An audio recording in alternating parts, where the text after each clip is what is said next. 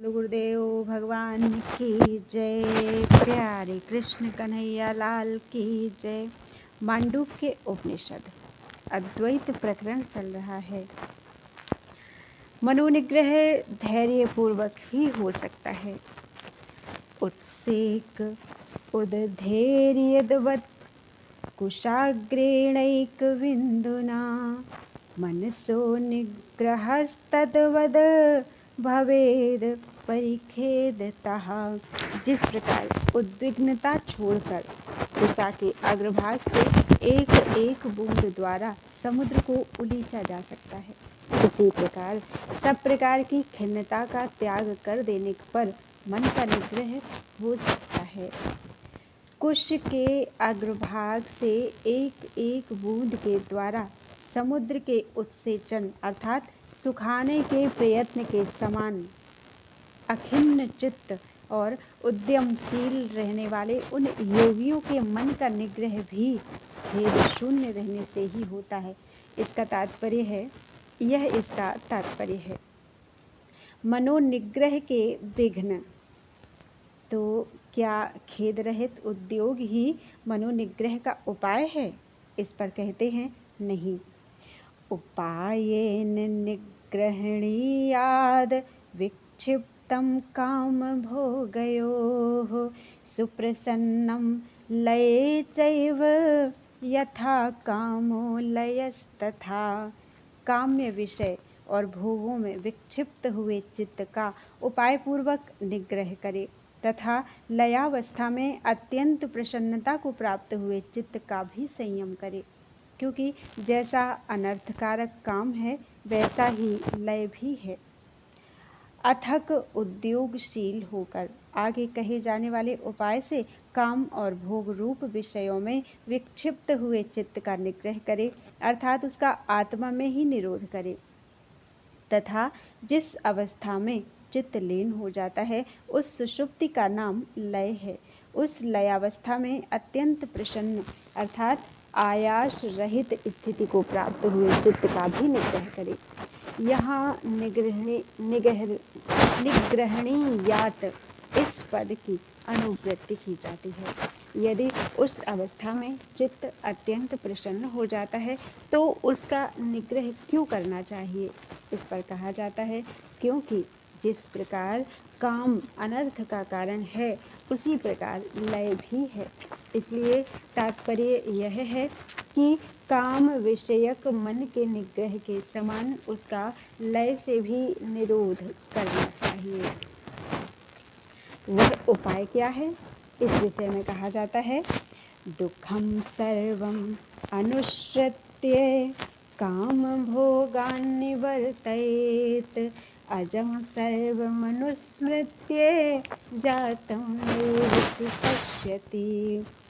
संपूर्ण द्वैत दुख रूप है, ऐसा निरंतर स्मरण करते हुए चित्त को काम जनित भोगों से हटावें। इस प्रकार निरंतर सब वस्तुओं को अजन्मा ब्रह्म रूप स्मरण करता हुआ फिर कोई जात पदार्थ नहीं देखता। अविद्या से प्रतीत होने वाला सारा द्वैत दुख रूप ही है, ऐसा निरंतर स्मरण करता हुआ काम भोग से कामना निमित्तक भोग से अर्थात इच्छा जनित विषय से उसमें फैले हुए चित्त को वैराग्य भावना द्वारा निवृत्त करे। यह इसका तात्पर्य है।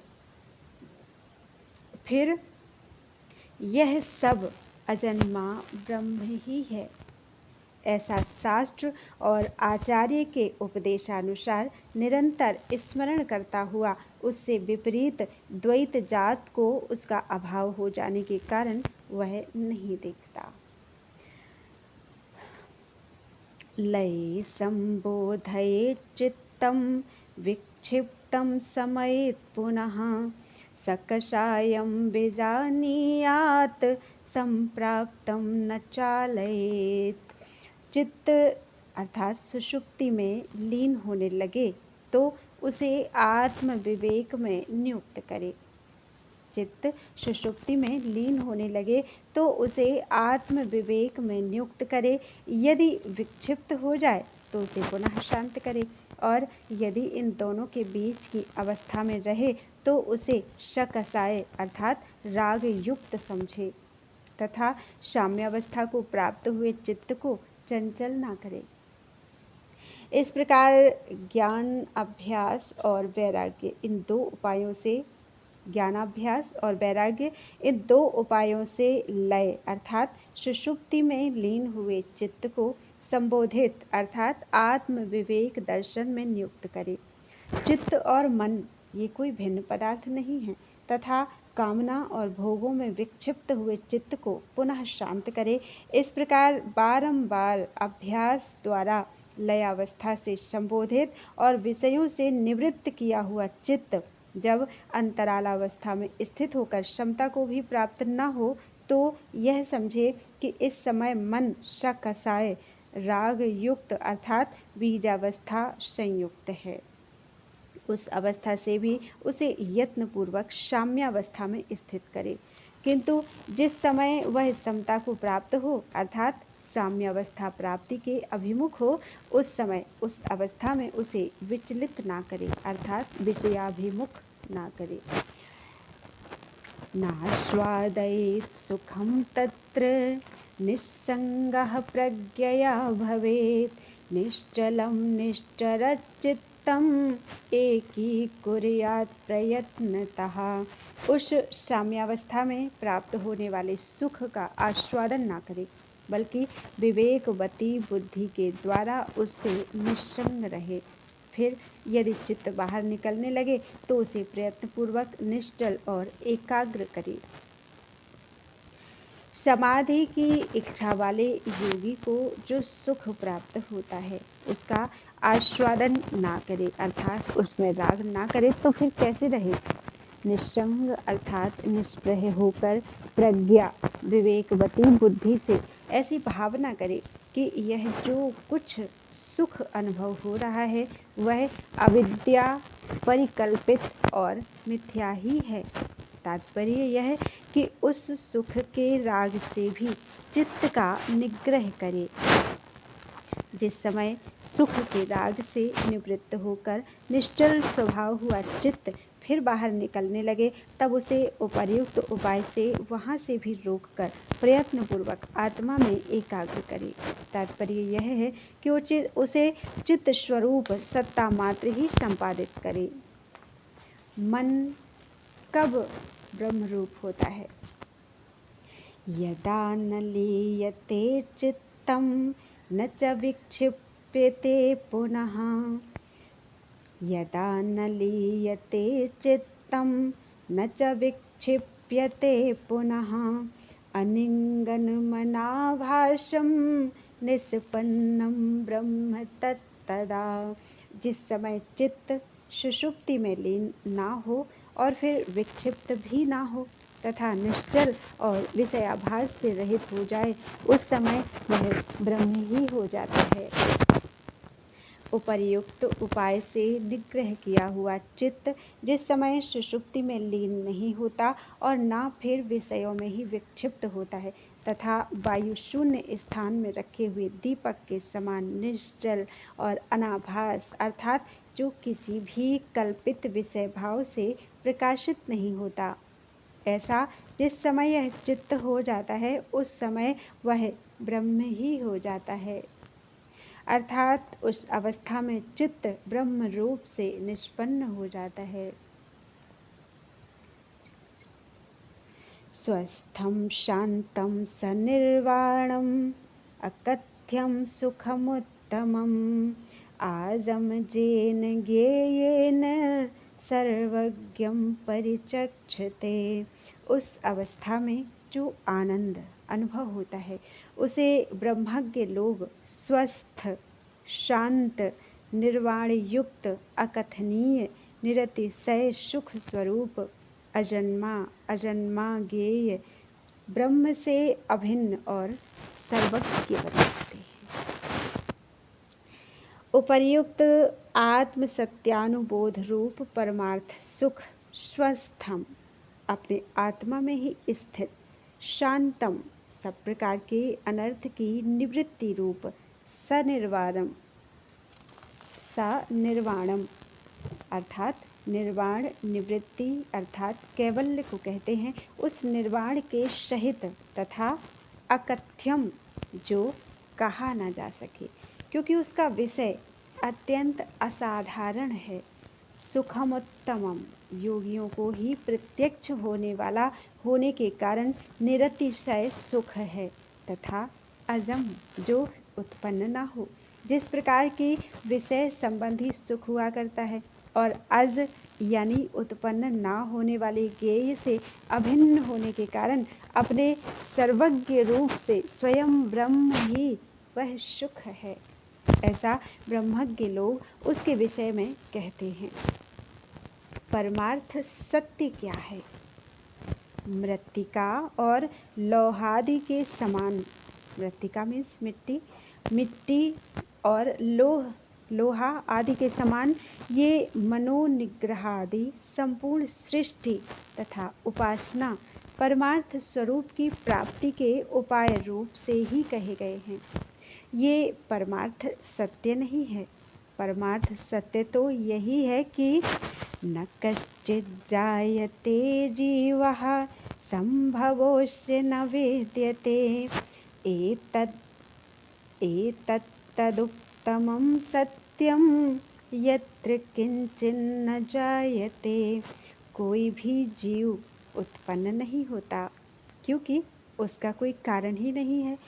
जिस अजन्मा ब्रह्म में किसी की उत्पत्ति नहीं होती, वही सर्वोत्तम सत्य है। कोई भी जीव उत्पन्न नहीं होता, अर्थात किसी भी प्रकार से कर्ता भोक्ता की उत्पत्ति नहीं होती। अतः स्वभाव से ही इस एक अजन्मा आत्मा का कोई संभव कारण नहीं है, और क्योंकि इसका कोई कारण नहीं है इसलिए किसी जीव की उत्पत्ति भी नहीं होती। यही इसका तात्पर्य है। पहले उपाय रूप से बतलाए हुए सत्यों में यही उत्तम सत्य है। जिस सत्य स्वरूप ब्रह्म में कोई भी वस्तु अणु मात्र भी उत्पन्न नहीं होती, अर्थात सब कुछ एक ईश्वर ही है, दूसरा कुछ भी नहीं है। जब कुछ है ही नहीं तो उत्पन्न क्या। और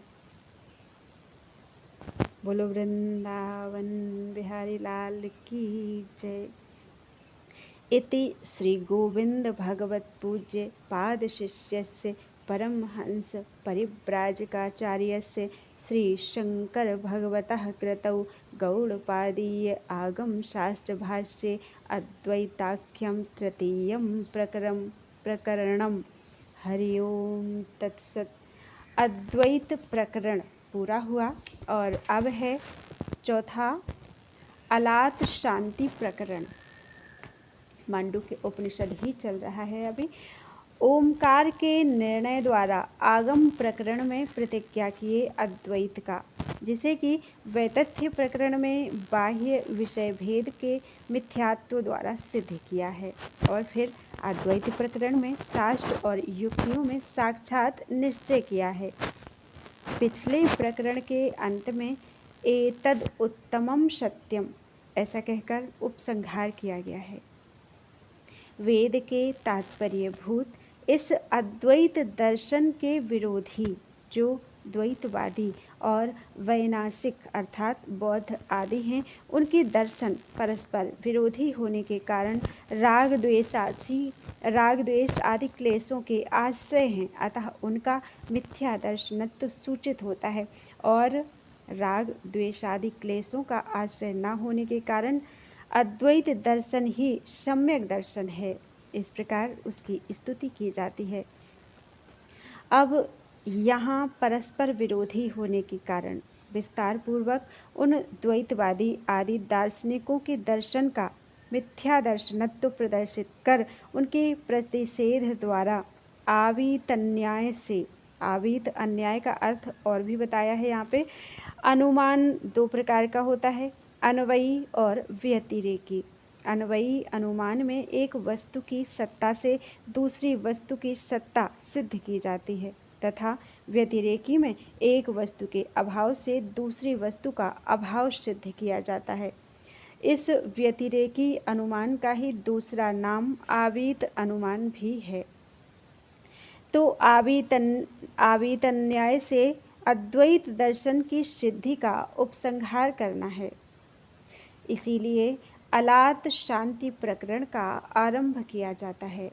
उसमें अद्वैत दर्शन संप्रदाय के कर्ता को अद्वैत रूप से ही नमस्कार करने के लिए यह पहला श्लोक है, क्योंकि शास्त्र के आरंभ में आचार्य की पूजा अभिप्रेत अर्थ की सिद्धि के लिए इष्ट ही है।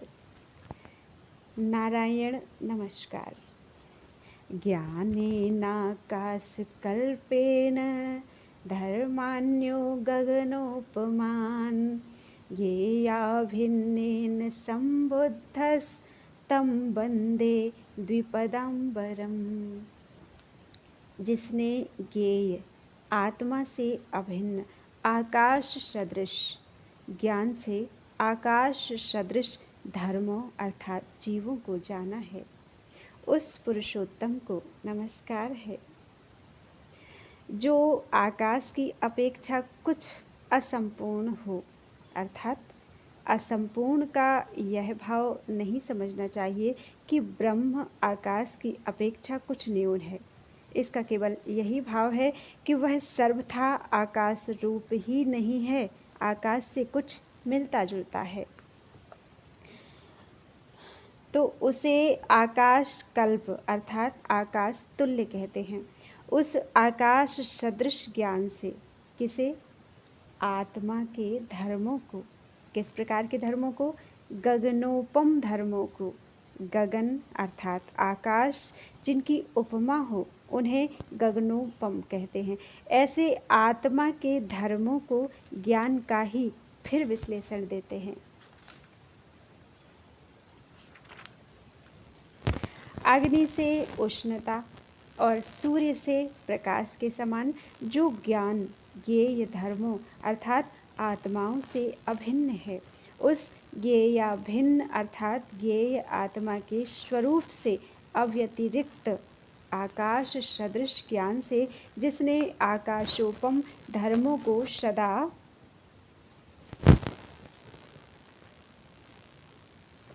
सदा ही सम्यक प्रकार जाना है, ऐसा जो नारायण संज्ञक ईश्वर है। यहाँ अद्वैत संप्रदाय के आदि आचार्य बद्रिकाश्रम अधीश्वर तापसाग्र गण्य श्री नारायण की वंदना की गई है। उस द्विपदाम्बर दो पदों से उपलक्षित पुरुषों में श्रेष्ठ यानी प्रधान पुरुषोत्तम की वंदना अभिवादन करता हूँ। उपदेष्टा को नमस्कार करने से यह प्रतिज्ञा की जाती है कि इस प्रकरण में विरुद्ध पक्ष के प्रतिषेध द्वारा ज्ञान ज्ञेय और ज्ञाता के भेद से रहित परमार्थ दर्शन का प्रतिपादन करना अभीष्ट है। अद्वैत दर्शन की वंदना। अब अद्वैत दर्शन योग को उसकी स्तुति के लिए नमस्कार किया जाता है। अस्पर्श योगो वै नाम सर्वसत्व सुखो हितः अविवादो अविरुद्धश्च देशितस्तं नमाम्यहम्। शास्त्रों में जिस संपूर्ण प्राणियों के लिए सुखकर, हितकारी, निर्विवाद और अविरोधी स्पर्श योग का उपदेश किया गया है, उसे मैं नमस्कार करता हूँ। जिस योग का किसी से कभी स्पर्श यानी संबंध नहीं है, उसे अस्पर्श योग कहते हैं। वह ब्रह्म स्वभाव ही है।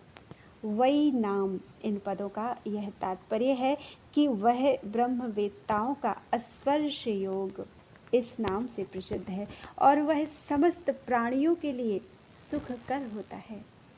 कोई विषय तो अत्यंत सुख साधन विशिष्ट होने पर भी दुख रूप होता है, जैसा कि तप, किंतु यह ऐसा नहीं है। तो फिर कैसा है? यह सभी प्राणियों के लिए सुखदायक है। इसी प्रकार इस लोक में कोई कोई विषय सामग्री सुखदायक तो होती है, किंतु हितकर नहीं होती। किंतु यह तो सर्वदा अविचल स्वभाव होने के कारण सुखदायक भी है और हितकर भी। यही नहीं, यह अविवाद भी है, जिसमें पक्ष प्रतिपक्ष स्वीकार करके विरुद्ध कथन रूप विवाद नहीं होता, उसे अविवाद कहते हैं। ऐसा यह क्यों है? क्योंकि यह सबसे अविरुद्ध है।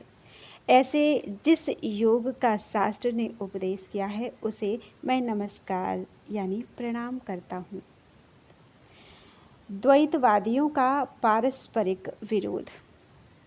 द्वैतवादियों में परस्पर किस प्रकार विरोध है सो बतलाया जाता है।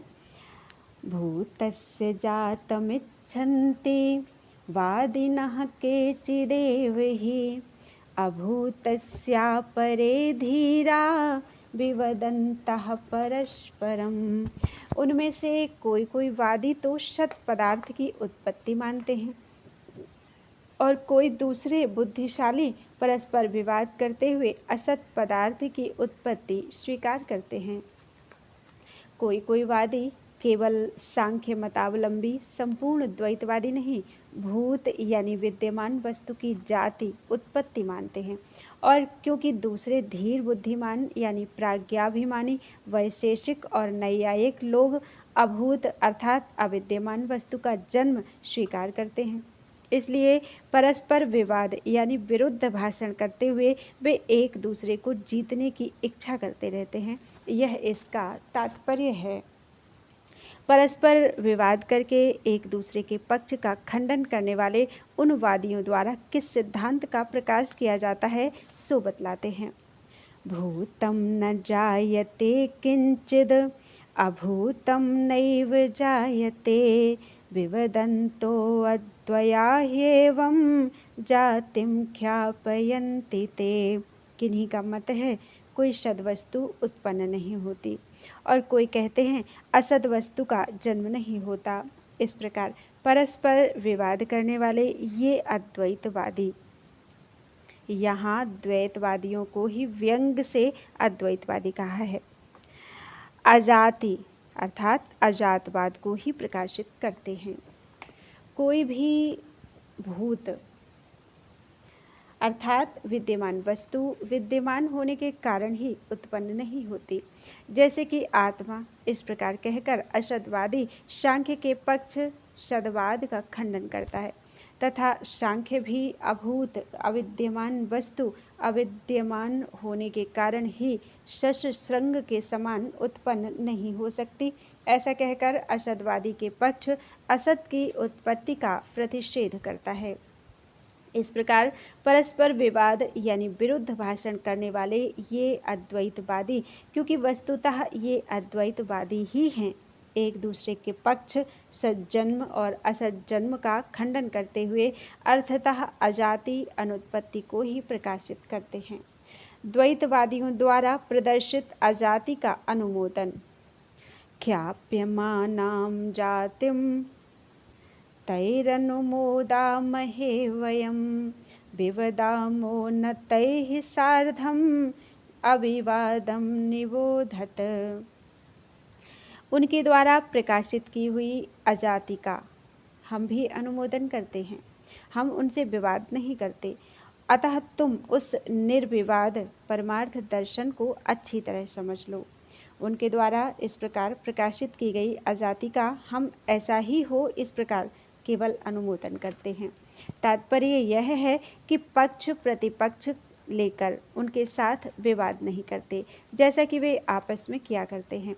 अतः हे शिष्यगण, हमारे द्वारा उपदेश किए हुए उस अविवाद विवाद रहित परमार्थ दर्शन को तुम अच्छी तरह समझ लो। अजातस्यैव धर्मस्य जातिमिच्छन्ति वादिनः अजातो ह्यमृतो धर्मो मर्त्यतां कथमेष्यति। ये वादी लोग अजात वस्तु का ही जन्म होना स्वीकार करते हैं, किंतु जो पदार्थ निश्चय ही अजात और अमृत है वह मरणशीलता को कैसे प्राप्त हो सकता है? यहाँ वादिनः पद से सभी सदवादी और असतवादी अभिप्रेत हैं। इस श्लोक का भाष्य पहले किया जा चुका है। स्वभाव विपर्यय असंभव है। न भवत्यमृतं मर्त्यं न मर्त्यम अमृतं तथा प्रकृतेरन्यथा भावो न कथंचित् भविष्यति। मरण रहित वस्तु कभी मरणशील नहीं हो सकती और मरणशील मरणहीन नहीं हो सकती, क्योंकि किसी के स्वभाव का विपर्यय किसी प्रकार होने वाला नहीं है। स्वभावेनामृतो यस्य धर्मो गच्छति मर्त्यतां कृतकेनामृतस्तस्य कथम स्थास्यति निश्चलः। जिसके मत में स्वभाव से ही मरणहीन धर्म मरणशीलता को प्राप्त हो जाता है, उसके सिद्धांतानुसार कृतक जन्म होने के कारण वह अमृत पदार्थ निश्चल अर्थात चिर स्थायी कैसे रह सकता है। जिनका अर्थ पहले कहा जा चुका है। ऐसे उपर्युक्त 3 श्लोकों का उल्लेख यहाँ विपक्षीवादियों के पक्षों के पारस्परिक विरोध से प्रकाशित आजादी का अनुमोदन प्रदर्शित करने के लिए किया गया है, क्योंकि लौकिक प्रकृति का भी विपर्यय नहीं होता, फिर परमार्थिकी का तो कैसे होगा। किंतु वह प्रकृति है क्या? इस पर कहते हैं, सांसिद्धिकी स्वाभाविकी सहजा अकृताचया प्रकृति सेति विज्ञेया स्वभावम न जहातिया। जो उत्तम सिद्धि द्वारा प्राप्त स्वभाव सिद्धा, सहजा और अकृता है तथा कभी अपने स्वभाव का परित्याग नहीं करती, वही प्रकृति है, ऐसा जानना चाहिए। सम्यक सिद्धि का नाम संसिद्धि है। उससे होने वाली को संसिद्धिकी कहते हैं, सांसिद्धिकी कहते हैं। जिस प्रकार की सिद्ध योगियों को अणिमादि ऐश्वर्य की प्राप्ति उनकी प्रकृति है, योगियों की उस प्रकृति का भूत और भविष्यत काल में भी विपर्यय नहीं होता, वह जैसी की तैसी ही रहती है। तथा स्वाभाविकी वस्तु के स्वभाव से सिद्ध, जैसी कि अग्नि आदि की उष्णता एवं प्रकाश आदि रूपा प्रकृति होती है, उसका भी कालांतर और देशांतर में व्यभिचार नहीं होता। तथा सहजा अपने साथ ही उत्पन्न होने वाली, जैसे कि पक्षी आदि की आकाश गमनादि रूपा प्रकृति होती है। और भी जो कोई अकृता किसी के द्वारा संपादन न की हुई हो, जैसे कि जलों की प्रकृति निम्न प्रदेश की ओर जाने की है, तथा इसके सिवा अन्य भी जो कोई अपने स्वभाव को नहीं छोड़ती, उस सब को लोक में प्रकृति नाम से ही जानना चाहिए। मिथ्या कल्पना की हुई लौकिक वस्तुओं में भी उनकी प्रकृति अन्यथा नहीं होती। फिर अज स्वभाव परमार्थ वस्तुओं में उनकी अमृतत्व लक्षणा प्रकृति अन्यथा नहीं हो सकती। इसमें तो कहना ही क्या है, यह इसका अभिप्राय है। जीव का जरा मरण मानने में दोष। वादी लोग जिसके अन्यथा भाव की कल्पना करते हैं, उस प्रकृति का विषय क्या है और उनकी कल्पना में क्या दोष है, इस पर कहते हैं, जरा मरण निर्मुक्ताः सर्वे धर्माः स्वभावतः जरा मरणमिच्छन्तश्च्यवन्ते तन्मनीषया। समस्त जीव स्वभाव से ही जरा मरण से रहित हैं। उनके जरा मरण स्वीकार करने वाले लोग इस विचार के कारण ही स्वभाव से च्युत हो जाते हैं। जरा मरण निर्मुक्ताः अर्थात जरा मरण आदि संपूर्ण विकारों से रहित हैं। कौन? संपूर्ण धर्म अर्थात समस्त जीवात्मा स्वभावता यानी प्रकृति से ही ऐसे स्वभाव वाले होने पर भी जरा मरण के इच्छुक के समान इच्छा करने वाले, अर्थात रज्जु में सर्प की भांति आत्मा में जरा मरण की कल्पना करने वाले जीव उसकी मनीषा जरा मरण की चिंता से, अर्थात उस भाव से भावित होने के दोषवश अपने स्वभाव से च्युत विचलित हो जाते हैं। सांख्य मत पर वैशेषिक की आपत्ति।